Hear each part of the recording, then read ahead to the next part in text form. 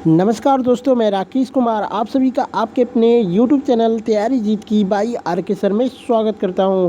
और दोस्तों आज हम बात करेंगे एसएससी CHSL एग्ज़ाम एनालिसिस 2023 की। जी हाँ दोस्तों, 10 मार्च 2023 को एसएससी CHSL के थर्ड शिफ्ट का एग्ज़ाम ख़त्म हो गया है और थर्ड शिफ्ट के जितने भी क्वेश्चंस मुझे मिले हैं 100% रियल क्वेश्चन सब लेके हाजिर हैं। तो दोस्तों पूरी वीडियो को ज़रूर देखिएगा, सभी प्रश्न आपको एक्स्ट्रा फैक्ट के साथ बताए जाएंगे। बाकी वीडियो थोड़ी सी भी अच्छी लगती है तो एक बार लाइक ज़रूर करिएगा। और दोस्तों अगर आप लोगों को सभी का PDF फाइल चाहिए बिल्कुल फ्री में तो आप हमारे टेलीग्राम ग्रुप और व्हाट्सएप ग्रुप को ज्वाइन कर लीजिए। दोनों का लिंक वीडियो के डिस्क्रिप्शन में दिया गया है। दोस्तों वहाँ पे कोई भी आपको पैसा नहीं देना होगा, डेली का डेली PDF फाइल अपलोड कर दी जाती है। बाकी दोस्तों कोई भी क्वेश्चंस में डाउट है या फिर कोई भी क्वेश्चंस आप हमें बताना चाहते हैं 8181819473 पे ज़रूर कॉन्टेक्ट करके बताएं। चलिए क्वेश्चंस देखते हैं।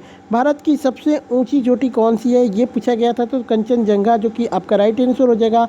बात करते हैं तो कंचनजंगा सिक्किम में स्थित है। यह दुनिया की तीसरी सबसे ऊंची पर्वत श्रृंखला है। हिमालय में स्थित इस पर्वत शिखर की ऊंचाई जो कि 8586 मीटर है, जिसे कि कंचनजंगा हिमालय कहा जाता है। इसे पश्चिम में तैमूर नदी द्वारा, उत्तर में जो कि लहोनक चू और जोंगसांग ला और पूर्व में तीस्ता नदी द्वारा सीमांकित किया गया है। यह नेपाल और सिक्किम भारत के बीच में स्थित है। ठीक है, तो इसको याद रखिएगा दोस्तों। एक प्रश्न आया था कि विश्व का सबसे ऊंचा पठार कौन है, तो विश्व का जो सबसे ऊंचा पठार है वह है तिब्बत का पठार। जी हाँ दोस्तों, विश्व का सबसे ऊंचा पठार जो कि पूर्वी एशिया में तिब्बत का पठार है। यह लगभग 55 मिलियन वर्ष पहले दो जो कि टेक्टोनिक प्लेटों के बीच टकराव के परिणाम स्वरूप हुआ था। टक्कर की सीवन के साथ भूमि ऊपर उठ गई और हिमालय पर्वत श्रृंखला का निर्माण हुआ था। आगे की चट्टान ऊपर उठी है लेकिन उखड़ी और जो कि झुर्रीदार नहीं हुई है। इसके बजाय दुनिया की छत के रूप में भी जाना जाता है।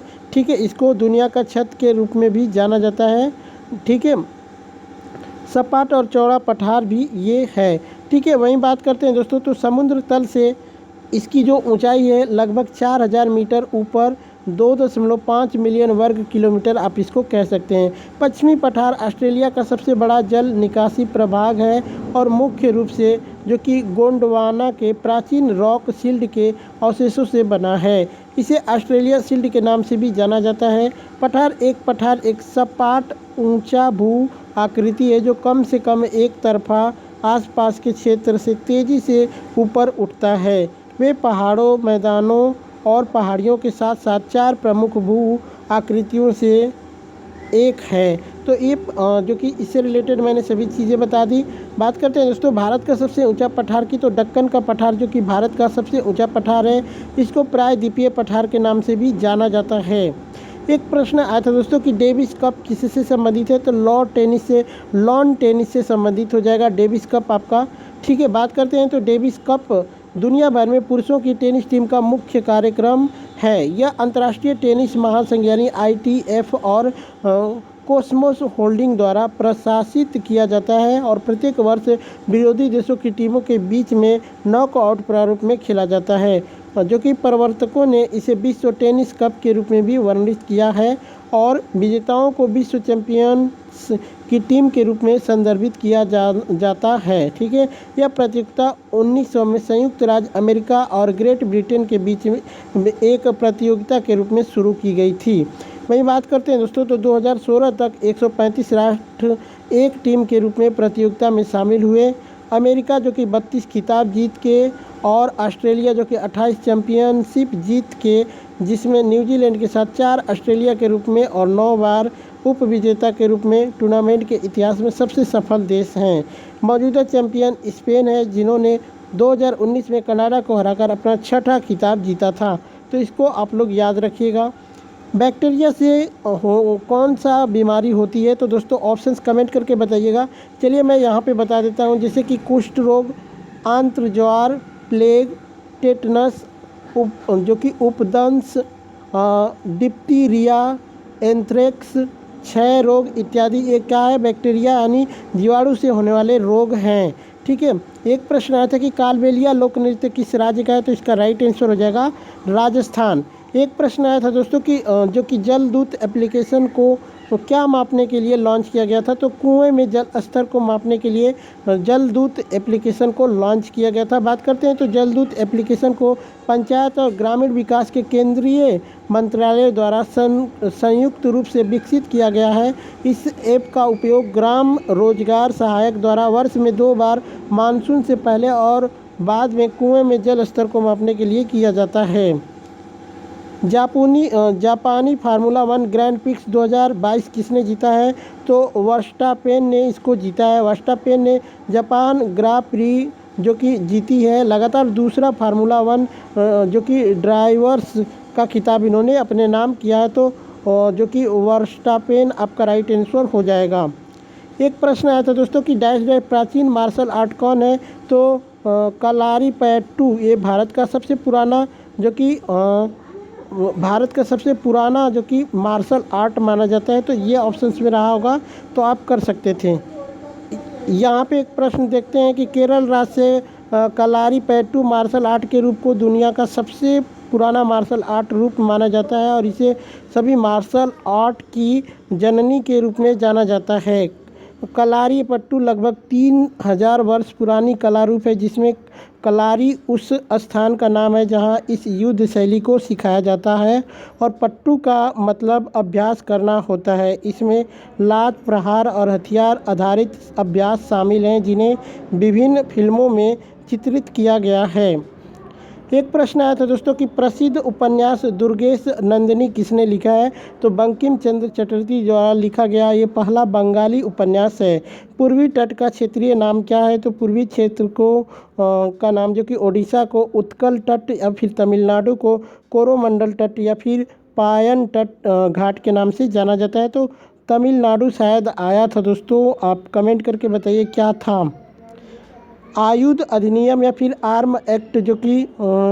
आर्म्स एक्ट किस वर्ष पारित हुआ था? तो 1959 में ये पारित हुआ था। इनमें से कौन सा वाद्य यंत्र ठोस यंत्र है? इसका ऑप्शंस कमेंट करके बताइएगा दोस्तों। सिंध सभ्यता को कौन से जो कि स्थान से संबंधित है?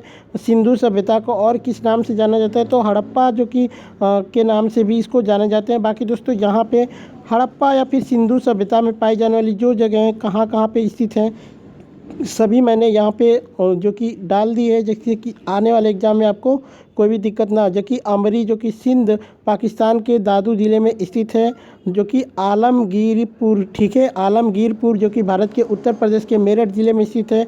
बालू जो कि हरियाणा भारत के कैथल ज़िले में स्थित है। बालाथली जो कि राजस्थान भारत के उदयपुर ज़िले में स्थित है। टाइमाबाद जो कि भारत के महाराष्ट्र राज्य के अहमदनगर ज़िले में स्थित है।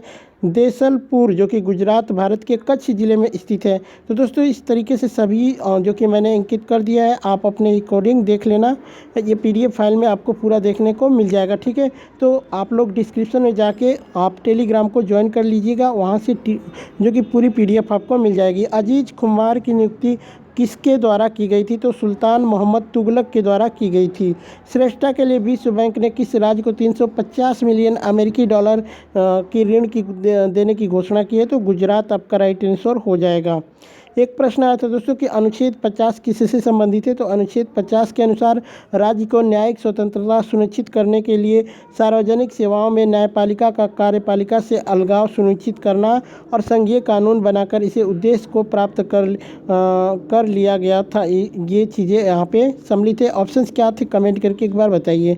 MPI के अनुसार विश्व में सबसे गरीब लोग किस देश में रहते हैं? तो भारत आपका राइट आंसर हो जाएगा। 2022 के अनुसार दोस्तों दुनिया में सबसे ज़्यादा जो कि 22.8 करोड़ गरीब भारत में है। इसके बाद नाइजीरिया में जो कि 9.6 करोड़ लोग गरीब हैं। एक प्रश्न आया था दोस्तों कि आयुष्मान भारत योजना या फिर प्रधानमंत्री जन आरोग्य योजना को किस लिए शुरू किया गया था? तो इस योजना का उद्देश्य आर्थिक रूप से कमज़ोर लोगों जो कि BPL धारकों को स्वास्थ्य बीमा मुहैया कराना। इसके अंतर्गत आने वाले प्रत्येक परिवार को 5 लाख तक का कैश रहित स्वास्थ्य बीमा उपलब्ध कराया जाएगा। 10 करोड़ BPL धारक परिवार लगभग जो कि 50 करोड़ लोग इस योजना का प्रत्यक्ष लाभ उठा सकेंगे। तो दोस्तों यही थे आज के थर्ड शिफ्ट के क्वेश्चन। बाकी वीडियो कैसी लगी कमेंट करके ज़रूर बताइएगा, अच्छी लगी हो लाइक शेयर जरूर करिएगा। चलिए चलते मिलते हैं नेक्स्ट वीडियो में, तब तक के लिए जय हिंद जय भारत।